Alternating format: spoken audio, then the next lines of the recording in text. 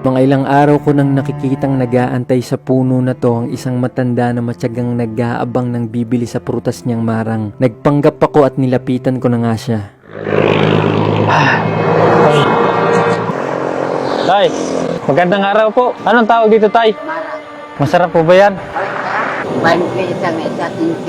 Magkano po isa? 10 piso? Di pa ako tumatawa dahil siya na mismo nagbaba ng presyo ng paninda niya sa pinakamurang halaga. Wow, ito? Wow, ang bango. Ang bango? Ayan, ayan. Dito nga ay sinagad na ni tatay ang presyo ng marang. Naawa din ako sa kanya dito dahil tingin ko ay sanay na siyang binabarat ng mga bumibili sa kanya, kaya parang halos ibigay niya na lang sa akin ang prutas. Oo. Magkano to? Ganyan?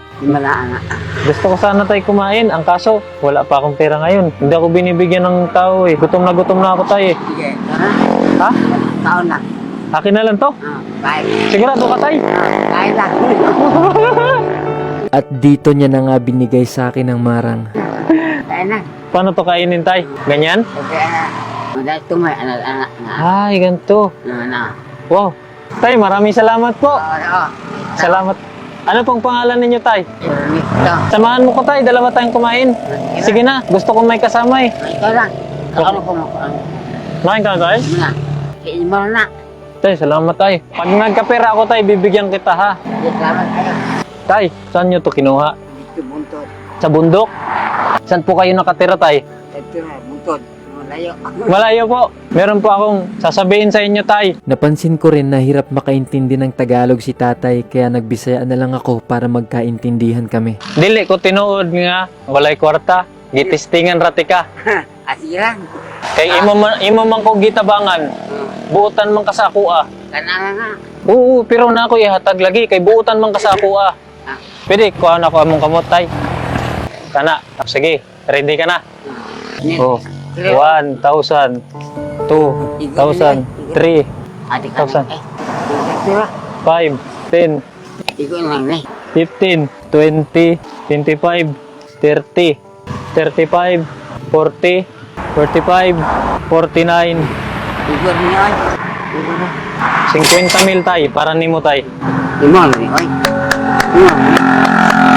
Imo lang ni kay mo man ni. Ayaw pang tanggapin ni tatay ang pera. Maulaw ko. Ayaw ka ulo, Tay. Panta ba maikog ta ba? Dili, gitistingan na ako. Ilang saglit ay nireveal ko na rin sa kanya na sinusubukan ko lang siya. Kung saan man nimo ang kwarta? Balik ni kung kanina mga pagkaon, bugas. Nakay-asawa ka ron, Tay. Wala. Nakay-anak. Upod. Ikaw ra usa sa kinabuhi mo? Nya asa man ka nagpuyo? Wala akong kumangkon. Nya kinsa may gapakaon mo didto? Sila. Sila? Yan ani ni. Ha? Yan ni. Ayaw, Tay. Maulaw ko ani ay. Ayan na lang. Dili pwede, Tay, kay tabang na ako para nimo. Wala ko ni. Pila ra man tayo unta? Bisa lang isang gatos ako. 100 lang. Sige. Okay na kana. Ah. Ayaw, imo agud na, Tay. Si gatos unta ko anak lang. Ayaw, Tay, imo na, Tay. Nganong gitabangan man ko nimo? Naluoy po ni mo god. Pila nakaadlaw ka gabalig marang? Karon kapon. Pila man ginansya nimo ana? Okay, ayo ako ulit kay anion mo po god. Ano tig 20, 15, 5. Ano nila anak ra to sa pud anak. Naka-eskwela ka sa una. Kung sa may nahuman nimo, Tay? Grade 3 ra. Undang na po ko matawi akong inikana. Unya, wala na igapaskwela nimo. Wala. Nganong wala man ka pag-asawa? Wala ko to. Uli na ko. Ayaw, Tay. Ayaw na, Tay, nga yuli sa ko. Imo na gid na. Malipay pud ka ani nga nakadawat kag grasya. Hindi pa kita pero magulo ko haguin eh. Kung kumakago. Gusto pa talagang isoli ni tatay ang pera dahil ayaw niyang tumanggap ng di niya pinaghirapan. Dawata ra ni kay gikan man ni sa akong kasing-kasing man. Ako rin lawatan. Dawata gyud na. Ako rin hiposon. Nakay pangatanat, Tay. Wala man kay mo main hilabot na sa kuan kwarta nimo. Wala. Dito sa inyong balay. Wala. Wala ra. Yan sa may nakuha nimo, Tay, nga nakadawat ka na. Lipay ka ko. Nalipay ka, Tay. Mo ni ginabot na ko sa Pilipinas. Mulibot-libot ko tayo para maghatag og tabang. Sa mo tabang sa ako ah. Basta gikan ra pud sa kasing-kasing ang pagtabang sa ako ah. Dili ta kayla pero gitabangan ko nimo. Salamat jud ko nimo ah. Salamat po niyo.